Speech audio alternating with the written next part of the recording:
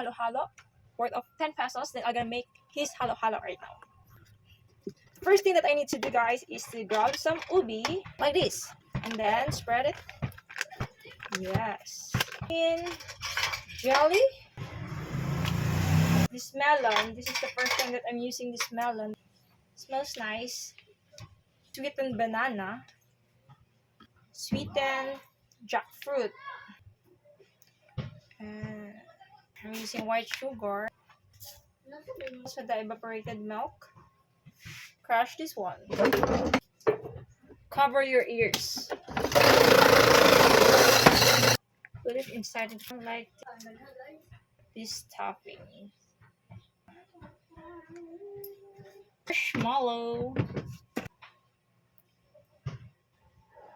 Kuya, say hi. Thank you. Thank you.